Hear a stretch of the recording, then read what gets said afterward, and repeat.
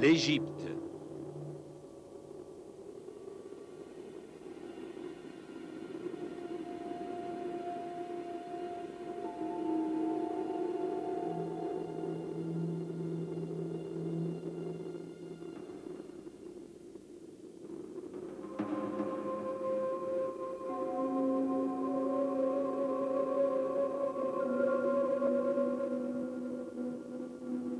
Selon la légende, lorsque l'archéologue Howard Carter est entré dans la tombe de Toutankhamon, il trouva et détruisit une tablette d'argile sur laquelle étaient inscrits les mots prophétiques.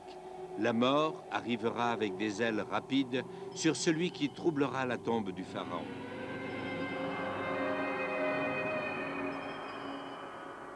Looks as though he died in some sensationally unpleasant manner. Contorted muscles show that he struggled in the bandages. Buried alive. I say, look here.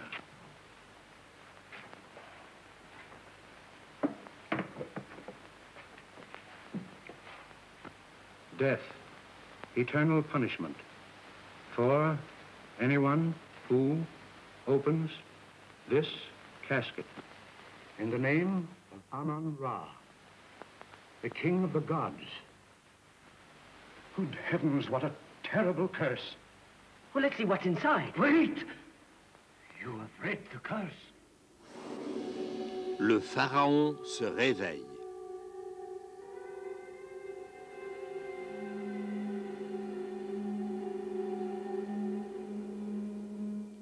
S'il y a un aspect de la découverte de Toutankhamon dont les gens se souviennent, c'est qu'il y avait une ancienne malédiction lancée sur la tombe et que plusieurs membres de l'équipe archéologique sont morts ou on disait qu'ils étaient morts des conséquences. À cette époque, c'était aussi l'aspect qui avait frappé le plus l'imagination du public, car pendant que Carter enregistrait minutieusement les milliers d'objets que l'on avait sortis de la tombe, la presse populaire se fatigua rapidement du côté sensationnaliste des choses et se dirigea plutôt vers les forces occultes et sombres de la terre des pharaons.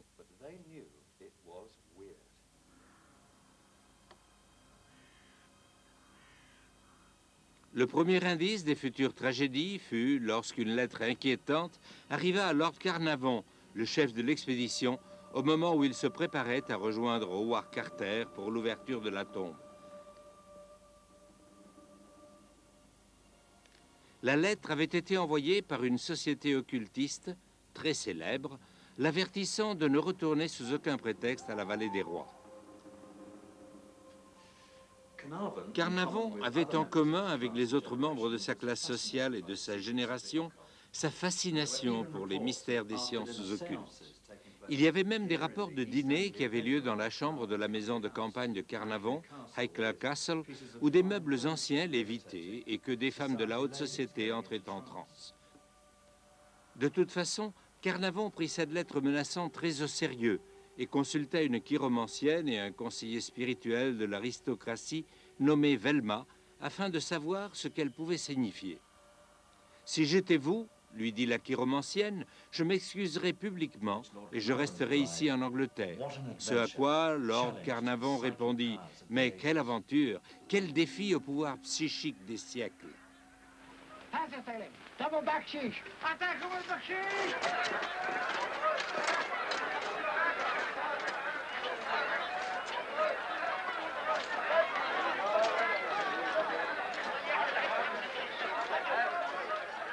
Lorsque Carnarvon arriva en Égypte pour l'ouverture de la tombe, il y eut un autre avertissement. Au moment même où le sceau du pharaon fut brisé, un cobra s'approchait de la maison de Howard Carter, à l'entrée de la vallée.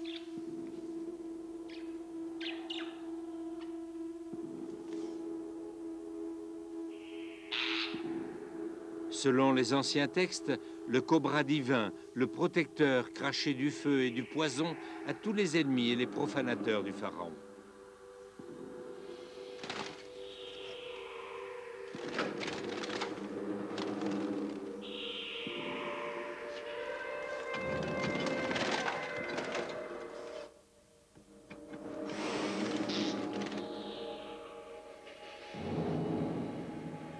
Les nouvelles concernant la mort de l'oiseau chanteur commençant à se répandre, cela fut pris comme un mauvais présage.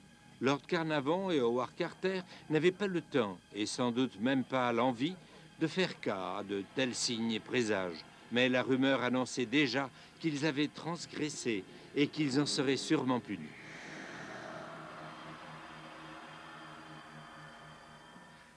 À peu près le 8 mars 1923, alors qu'il sortait de la tombe sous un soleil brûlant de la vallée des rois, Lord Carnarvon fut piqué sur sa joue gauche par un moustique. S'il avait su que la chaîne des événements qui devaient le conduire à la mort venait de commencer. Le lendemain matin, Carnarvon se coupa accidentellement la piqûre pendant qu'il se rasait et se sent empoisonné provoqua une forte fièvre. Sur les conseils de son médecin, Lord Carnarvon se précipita au Caire, où il se logea à l'hôtel Continental. Les glandes de son cou étaient gonflées et tout son visage lui faisait mal, mais il tint à sortir le soir et après un excellent dîner au club Mahomet Ali, il alla au cinéma avec un égyptologue de ses amis.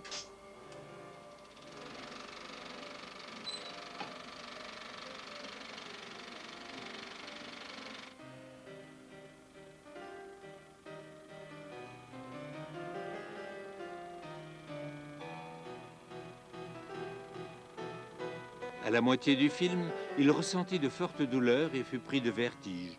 Il assista cependant au spectacle jusqu'à la fin. Ce fut sa dernière apparition en public. L'empoisonnement du sang devint une pneumonie et il mourut le 5 avril à 2 heures du matin. À ce moment précis, il y eut une panne de courant électrique dans toute la ville du Caire, c'est-à-dire simultanément dans les 4 principaux quartiers de la ville. Ce qui parut suffisamment étrange au maréchal de camp Lord Harlandy, le haut-commissaire britannique, pour qu'il ouvre une investigation formelle, mais il n'obtint aucune explication. Encore plus inexplicable, au moment précis de sa mort, à l'autre bout du monde, dans la propriété de Carnarvon, Suzy, le chien préféré de la famille, hurla à la mort et tomba raide mort. Les journaux, immédiatement, et comme on pouvait le prévoir, attribuèrent ces faits à la vengeance de Toutankhamon.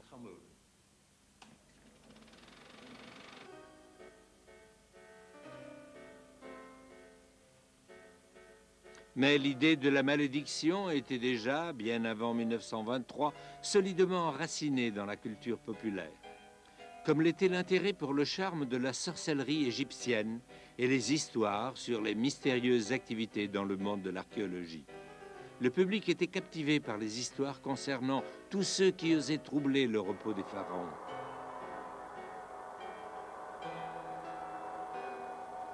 Carnarvon a vécu une histoire qui était déjà connue. Le demi-siècle précédent avait engendré une profusion d'histoires romantiques dans le style de Bram Stoker ou d'Arthur Conan Doyle, qui se fondaient sur les pouvoirs obscurs des tombes égyptiennes. L'amulette de la tombe reçut un redoutable baptême, car la main morte de la momie était tachée du sang du pauvre arabe qu'il avait arraché de son ancien corps mort. Et sur son cou, il y avait des marques rouges qu'avaient laissées les 7 doigts de la main de la momie. Même Carnarvon avait déjà eu une expérience de ces sombres pouvoirs. Cela avait eu lieu 13 ans avant la fatale ouverture de la tombe de Toutankhamon, le jour de l'anniversaire de la mort du pharaon Akhenaton et le jour où son esprit devait se manifester. L'égyptologiste Arthur Weigall et un groupe de collègues se mirent en route vers la vallée des Reines. Leur intention était de répéter une scène destinée à ressusciter un pharaon et d'exorciser la malédiction qui avait été appelée sur lui par les prêtres d'Amon-Ra 3000 ans plus tôt.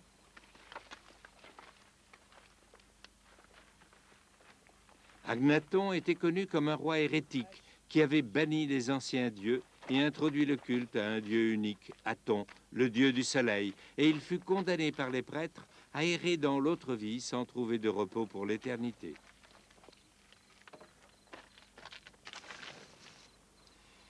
Carnavon, Carter et l'élite de la Société de Luxor furent invités à assister aux possibles phénomènes qui pourraient se produire.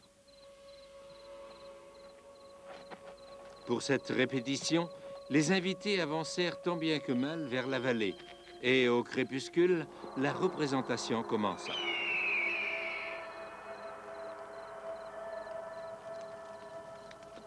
La scène représentait Horus, le seigneur des enfers à la tête de faucon, réalisé avec un masque de papier mâché, suppliant les dieux plus âgés d'unir le corps d'Agnaton et son âme en une vie éternelle. On s'attendait à ce que Agnaton lui-même apparaisse, mais au cas où cela ne se produirait pas, Mrs. Weigall était là pour jouer son rôle, couverte de mètres de tissu en laine. Mais les choses commencèrent à devenir graves et mystérieusement compliquées lorsque Horus apparut dans une fente de rocher pour échanger des salutations avec Agnaton. Car lorsqu'Agnaton commença à parler, il y eut un grondement de tonnerre et un très fort coup de vent brusque couvrirent la voix du pharaon.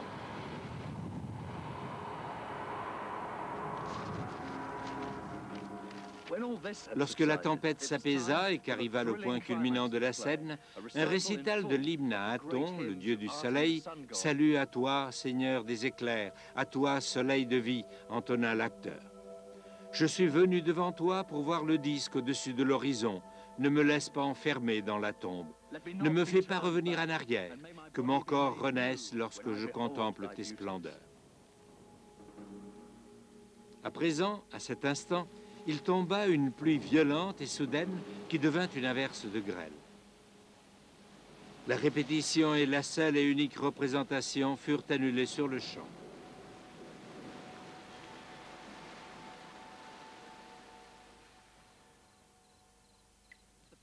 Le matin suivant, deux acteurs racontèrent qu'ils avaient eu chacun de leur côté le même cauchemar. Ils avaient rêvé que la statue du pharaon Ramsès II, du Ramséum voisin, avait ressuscité, qu'il avait ouvert ses bras croisés et les avait touchés avec un mouvement cérémonieux, l'un sur les yeux et l'autre sur l'estomac. 48 heures après, tous les acteurs et tous les spectateurs se plaignaient de toutes sortes de maladies. Les invités importants furent priés de déchirer leurs invitations.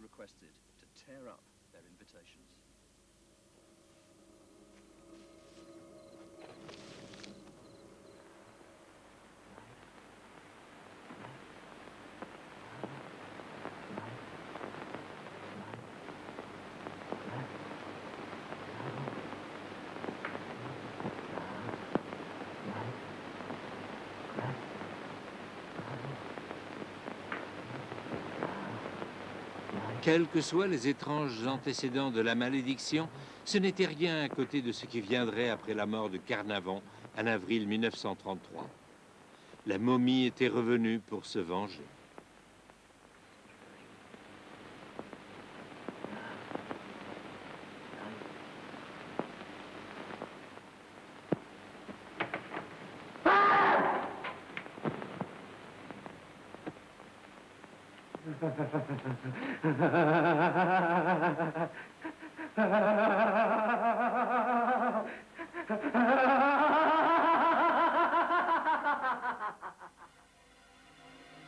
L'histoire continuait, tandis que les faiseurs de mythes se mettaient au travail.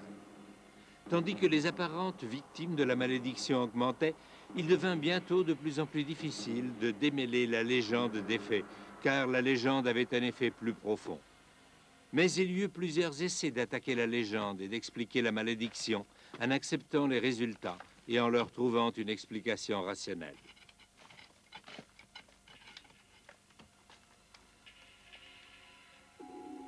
This tomb is closed since a long time ago, and of course the amount of oxygen is exhausted.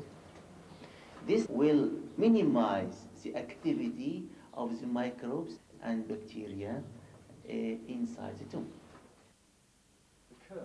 Nasri Iskander, le directeur de la conservation du département des antiquités égyptiennes, a étudié pendant de nombreuses années les conditions de l'environnement et les niveaux d'oxygène réduits dans les tombes scellées. Now, let us begin by opening the door. What will happen? The archaeologist It's interesting to see what's inside. Everything is new, new kings, new history, new treasures. And he tried to get in, and directly he will breathe what is the air inside the tomb. And of course, the minimum oxygen, and he will breathe it with the bacteria and with the microbes. This will start immediately to grow inside his lung and on his body. So the bacteria actually comes to life again inside the human body sometimes? Yes. If the body has then not enough antibodies in the blood to protect or to stabilize the life, he may die. As they say, oh, this is a curse of the pharaohs. No curse. Yeah. No curse. La malédiction, par conséquent, a été transportée par l'air que respirent les archéologues, ou là où se trouvent les momies elles-mêmes. Le docteur Sayed Mohamed Teba, de la faculté de médecine de l'Université du Caire, a récemment eu la chance de découvrir que les momies peuvent absorber les niveaux significatifs de radioactivité du sable dans lequel elles sont enterrées. Il pense donc que les anciens savaient comment exploiter ce pouvoir radioactif naturel dans le processus de conservation. As you know, radioactive material emitting rays, one of them is gamma rays. The gamma rays is used for sterilization. And if there is no such technique, there will be no mummy, because there will be no preservation. It will be bones. For example, if you can see this is a container put in the posterior part of the skull. The back of the skull, the white oval. And this is the containers of the chest. Because the radioactive material, it can burn the body also. And as you will see in Tutankhamun, for example. And this is, as you know, Tutankhamun. As you see, the face have some bluish discoloration on one of his cheek and beside his eyes. This is the result of displacement of the radioactive material and burning of the face, part of the face. A lot of the books describe that as damage done when they took the mask off, by the mask being removed and taking skin with it. You said the answer, because it takes the skin with it. But here the skin is intact. And this color, this means that this is actually the effect of something from inside, not from outside. And this is most probably the radiation effect. So there's radiation burns on his face? Yes, it's very clear. It is very clear on the face. La théorie du docteur Teba va même plus loin. Non seulement les anciens utilisaient la radioactivité pour conserver les momies, mais aussi pour effrayer les voleurs de tombes en exposant des signes sinistres, les avertissant d'une dose létale, une espèce de bombe à retardement radioactive. There is a bat-like structure drawn on the entrance of Tutankhamun, this bat indicating the code of the curse. When you see this code, this means that there is something dangerous inside this tomb or inside this coffin. Are you saying then that the bat symbol acts as a kind of curse in itself, as a warning to people not to come in? All the stories about curses are coming from those tombs having this mark. And all of them proved to be linked with the documented stories, recorded stories of curses. In 90%, it is a deadly curse that is this, because the irradiation is trapped inside. But once it is open, for the first time, the one will receive the curse, but no one after. It is only one curse for one time.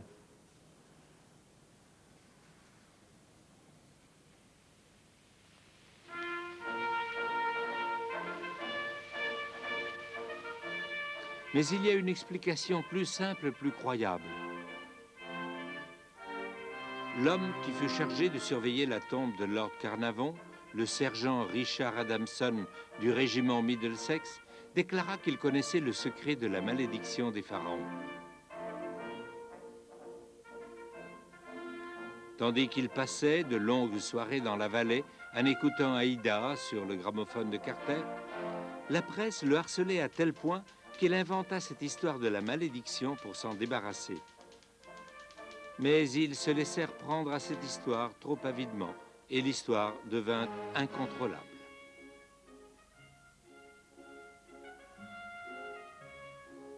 Quelle que soit l'explication, en fait, la malédiction semble avoir affecté un petit groupe sélect de victimes. Parmi tous ceux qui entrèrent dans la tombe de Toutankhamon, 8 sont morts quelques années plus tard, et ils étaient tous européens. Alors que les villageois locaux avaient illégalement pénétré dans les tombes de la vallée des rois pour les piller. Étaient-ils immunisés contre la malédiction ?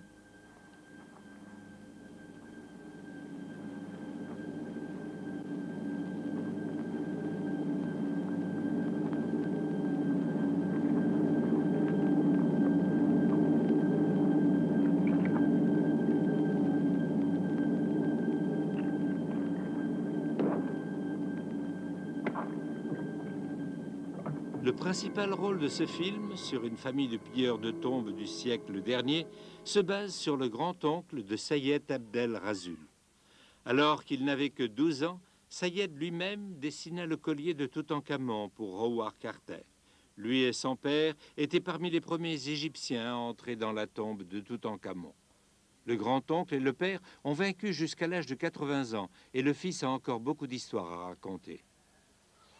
شوية لما جوها قال لها ما نخش نقعد فيه جماعة قالت لهم يا ابوي انا ما نقدرش نخش دي ناس في خشته ماتت دول اللي جوها قال واحد فيهم قال اطلب بحبل هنا ولما نشدكم تشدوا لي قوام دخل لما دخل لقى المميات ميتين هناك جوا المقبرة جوا المقبرة طلع رد في النفس ردهم قال دي مقبرة بتاعت سموم مليانة سموم سموم كلها سم طلع خلى شوية لما أراك. What had caused them to die? زي ما أقول كانوا يعملوا فيه الأجزية تحت الميتين تحمير. Poison fumes? Poison, yes. So do you believe in the curse of the pharaohs? لا ما أعتقدش فيها أبدا. You don't believe in the curse of the pharaohs? ما فيش لعنة. Why not? The people tell you لعنة الفراعنة يعني عشان يخليك تسيب الحاجة وتمشي. People explain that there is the curse of the pharaohs in order to leave the tombs and the mummy is quite safe. To scare people away? To scare people away. Le peuple de l'islam de l'Égypte moderne a tendance à avoir une attitude pratique à l'égard de son passé et est indifférente à ces malédictions effrayantes et à ce déploiement de Dieu déconcertant. Par contre, les Occidentaux ont des sentiments plus sombres et plus romantiques. I know the power that is in the mind. And you know, the way a curse works is, I say to you, I am going to curse you. And if you believe me, it will work. That is the power of a curse. The power I have to convince you, and the power you have to believe in that curse. Nombreux sont, comme Dolores Ashcroft Novick, encore attirés comme par un magnétisme spirituel, par les objets et les lieux exhumés par les archéologues, par des formes puissantes de magie, de forces mystiques étranges et la vision ésotérique des anciens dieux. Les égyptologues modernes peuvent se moquer d'intérêts aussi morbides et occultes, mais quelque chose les rend plus attrayantes, spécialement à ceux qui sentent un vide spirituel en Occident.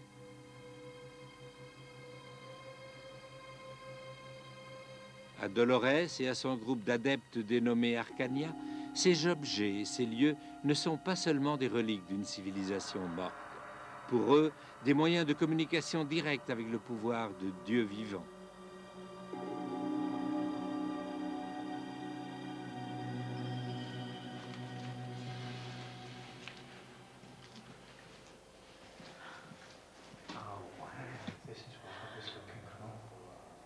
You know, they talk about power. Not often you come across it staring you in the face. It was just running straight through me. This is captured as it is that she comes to me. Great mistress of magic. Whoever carved that knew her and I think loved her, worshipped. This must be the one that was broken. Yes. And they decided to destroy her, but they didn't succeed. No. Thank heavens. I don't think she'd let them. I don't think she would either. This has made Egypt for me. Definitely.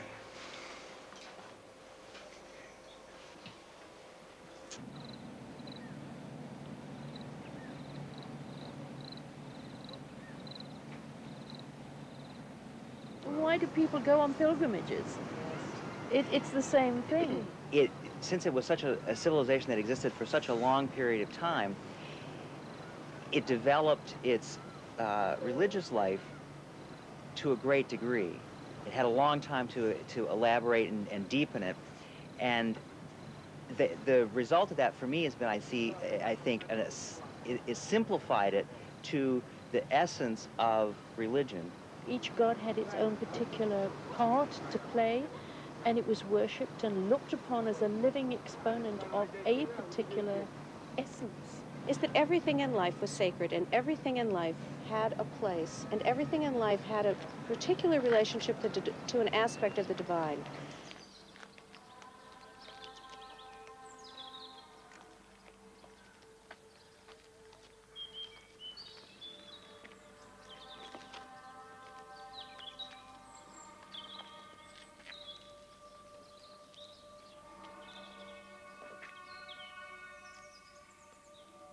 À l'aube, les membres de l'Arcania célèbrent des rites fondés sur des textes anciens. Aujourd'hui, c'est le jugement d'Osiris, adapté par Dolores.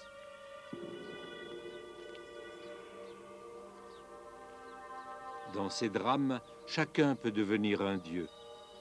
Now is the time for the mouth of Osiris to be opened. Anubis, le gardien des tombes à la tête de chacal, libère l'esprit de la morte Osiris.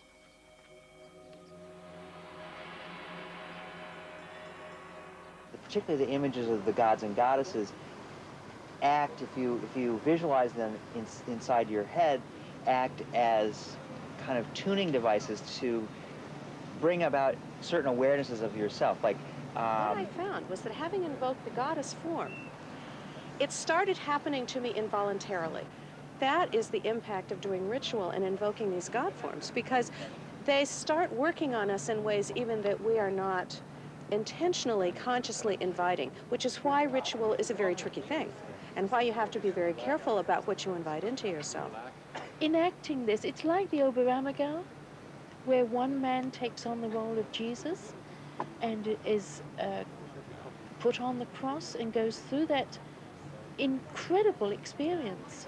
So the Osiris in this ritual goes through that same experience of being brought in as a mummy. He has this feeling, I am dead. Hast thou take time to be at peace with the gods? Yes. Hast thou faced the mirror of self? Yes. Hast thou worked man or beast beyond its strength? No. Hast thou understood the life ends only to begin? Yes. Si le texte semble plus moderne qu'ancien, qu'il concerne davantage la conscience de soi ou le temps du moi que la sagesse de l'arcane des anciens dieux, les acteurs internationaux sentent certainement qu'ils établissent une sorte de contact. Osiris! Osiris! Osiris!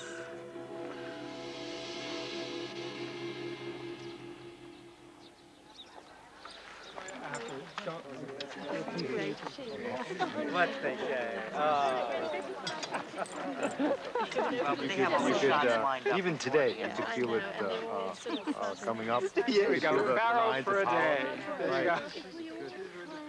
Get our things together as much as possible and bring all the power down very, very quietly before we change. Everything about this extraordinary, hoary, ancient culture was given a kind of magical resonance because nobody knew anything about it. They couldn't speak the language. They couldn't read the hieroglyphs. All of it has now been translated. Demotic, hieroglyphs, hieratic, good translations of it all exist. And the interesting thing is, it has not made one penneth of difference. That people today, or a great many people today, still behave as if Egypt was the source of all the Hermetic wisdom in the world. There is no evidence for this at all. The Egyptians, in fact, as any Egyptologist knows and keeps saying patiently and hopelessly, were not abstract philosophers. They were very much pragmatic people. They concentrated on the here and now. They were practical. They liked being alive. Anybody who wants can find out exactly what the Egyptians wrote. There's a plethora of information. People don't want it.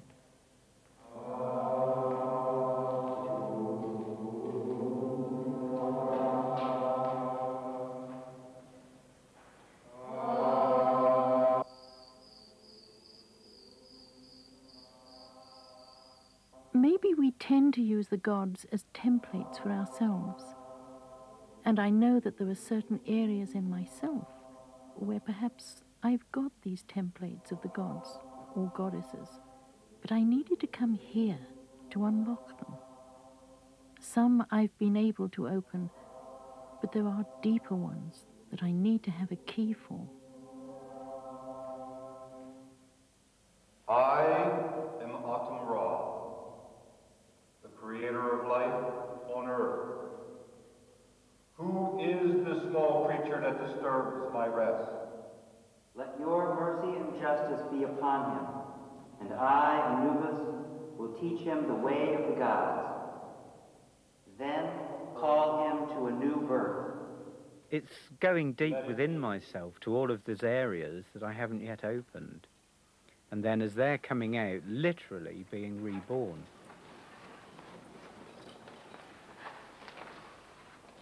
So it's not leaving any closed cupboards within, it's just opening everything, seeing what's in there, and once you've opened them, they're strengths and not fears.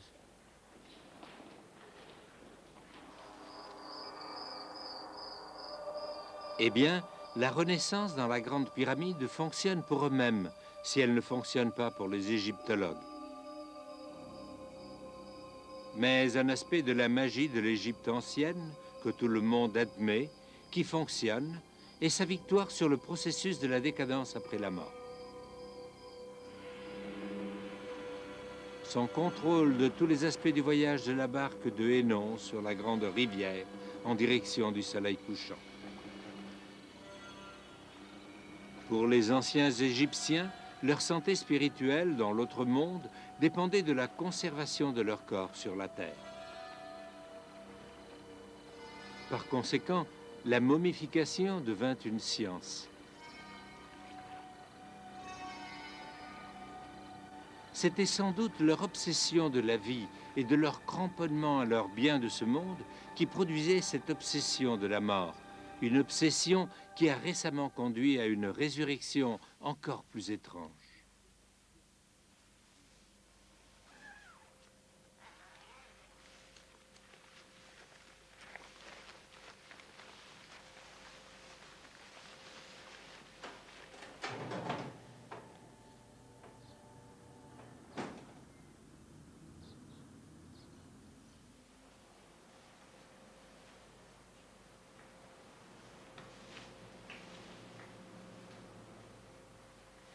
L'art ancien de la conservation a été ranimé pour une société moderne qui veut que tout se perpétue pour les adeptes de Korkira, à la fois mystiques et hommes d'affaires. Well, we use a wet process to allow the skin and the body to stay in a very supple, beautiful manner so that it looks like it did when it passed away, and it continues to stay that way forever. Is it returning from a dog of fur? Yes, Rooster's going to be leaving us. We won't be able to see Rooster as she was, although she'll always be there inside of her mama form. She's a little smaller, actually, than when she died, but she'll be back to her actual size when we're finished. Feet still haven't been... Yes, we'll turn her upside down and then she'll have those wrapped and we'll finish the rubber. It just soaks right into the wrappings and makes a permanent bond and seals it up and prevents any of the preserving fluids from ever coming out again. La recette a peut-être été modifiée depuis l'époque des textes anciens, mais il n'y a pas de doute sur son ascendance. What we do initially is we talk with the client, and the client, let's just say it were myself, and I would say, I would like a mummiform that looked like me. Myself, I would like an Egyptian mummiform. I would like my face on it. What they do is they put a rubber molding on the outside, and they take that rubber molding, put it into a casting material, and they pour a bronze from a lost wax process. Put the mummiform together, and I could have it in my home for the next 30, 40 years, as long as I live, as an art piece, until I passed away. And then when I pass away, I would be mummified, placed in that mummiform, and put in my mausoleum. That's quite a morbid thought. Okay. Okay, Cork, I'm going to pull the straws out and then you'll be sitting up, okay? Are you okay? Mm-hmm. Ready? Okay, so...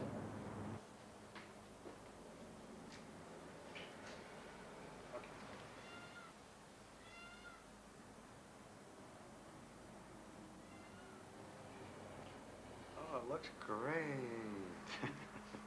There you are. Look at all those wrinkles. We could smooth those out, make you look like a young man.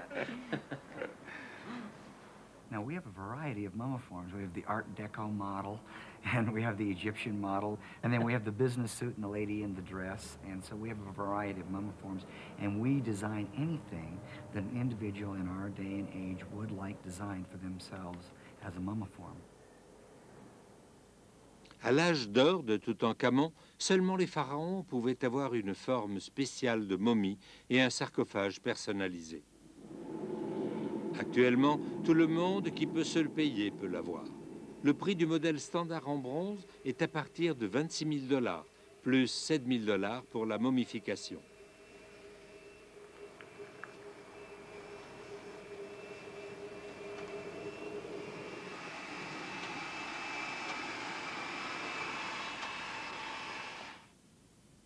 And this is a real person? This is a real person here, yes. This is Bernie Bikert. And he's one of your clients? Or? Yes, he's one of our clients, and he's going to be mummified when he passes on. He's in his mid-30s. I'm sure he'll have a number of years left to live. But we have his life mask in his 30s, and this is exactly the way that he wants to look, and this is how it will look on his mummiform. If he had the tools of his trade buried with him, what would he have? Bernie would probably have a computer. Well, what is Bernie? Bernie's an accountant.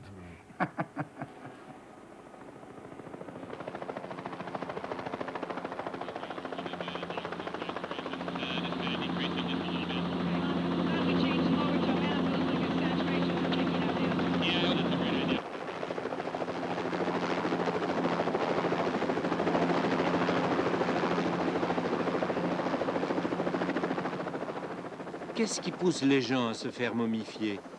Janet Grew, une infirmière du service d'ambulance aérien, a pris cette décision il y a 3 ans. Frequently, I have to encounter patients that are very critical. They are either going through the dying process or they're about to die. I have a very healthy respect for patients and the fact that they are, even if they might be in a coma, they are very aware of what's going on around them. I have a firm belief that there is something inside of me that's greater than me, not just my ego or my personality, but there's something, if you want to call it a spirit or your soul. And because of the fact that I believe that there's something inside of me, I think that my body is important to me in the sense that it's the place where I house this spirit, whatever you'd like to call it. Mummification to me means that I would be assisted through this process of a very loving, safe way. To me, again, if I have an awareness that if I've passed away, the body being intact will take away some of that shock of what's going on. As my spirit comes out of my body, after my body becomes an inappropriate vehicle for it, it temporarily stays around, is the philosophy, until there's a final destination of the body. Nothing can be destroyed, and all of us continue on. It is the condition you arrive in For example, you left London, you arrived here in Salt Lake City. Now, you could have came by rowboat and arrived in a very poor condition, but you came by plane, and that's what I'm looking for, a nice ride.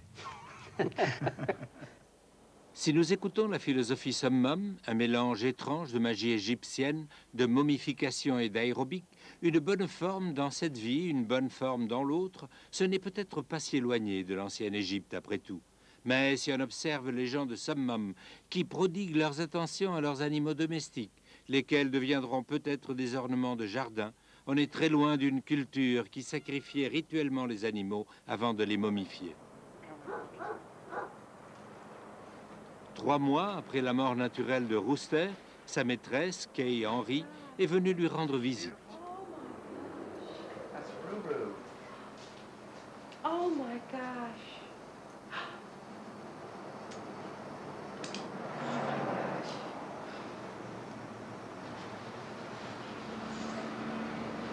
She's beautiful. She is, isn't she? She lost a little weight in the process. Death will do that to you. It will. But we're going to put the weight back on, and so that when she's completely finished. Now you can feel how supple she still is. Push on her. But you see, she's still soft inside. Oh my gosh.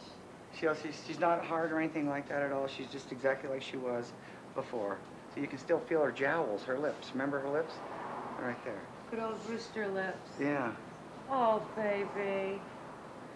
Oh, baby. Walter, mind your P's and Q's, otherwise this may happen to you. That's really beautiful. This is KTKK, Sandy, Salt Lake City. My name is Kay Henry. Oh boy, you know, this is really exciting for me. Kay Henry, hôte d'un programme de radio, a eu l'amabilité de me parler de Toutankhamon, mais elle ne m'a pas dit qu'elle avait aussi commandé sa momification.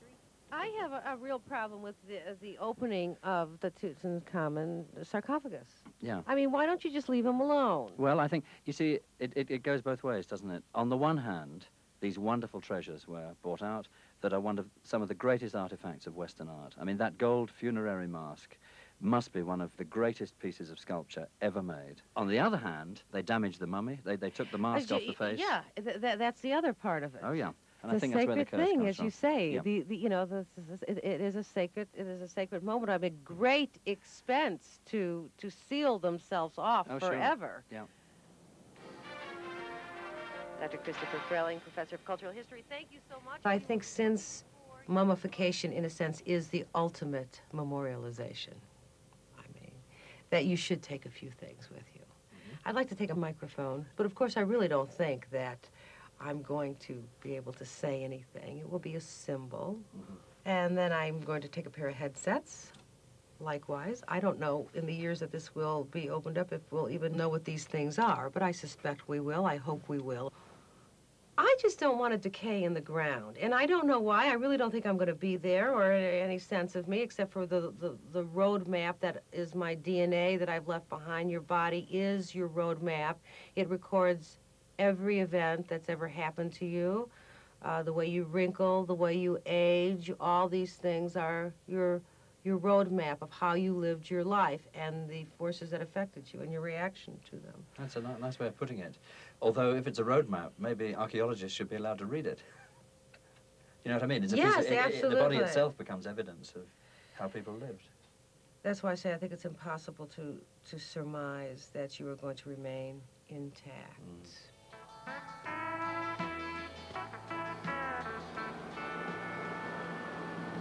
C'est vraiment angoissant de ne pas savoir comment l'éternel sera un repos éternel. Et Korkira s'en est aussi rendu compte, là, au fond des montagnes rocheuses.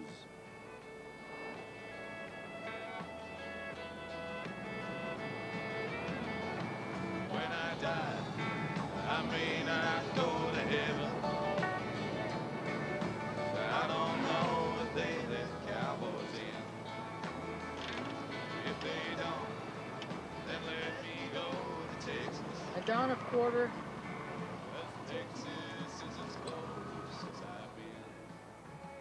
Okay, that's good. Now mark it.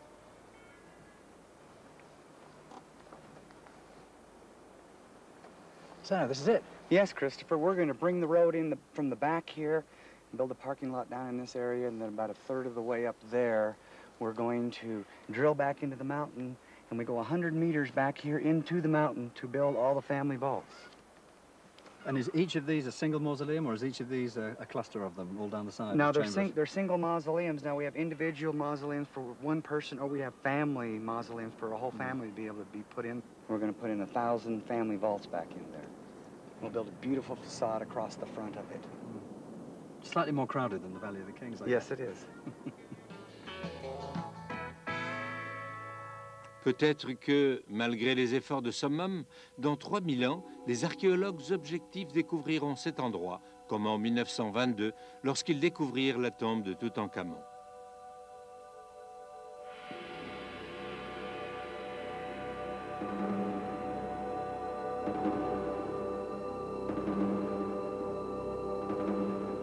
I know that his religion was such that he had the expectation within his own wish, and I think some things in life should be respected.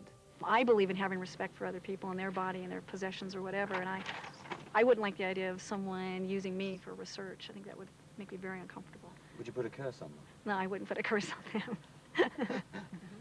I felt poorly for him because his expectation, his last wish, his whole force of his religion told him that it was very important never to be messed with.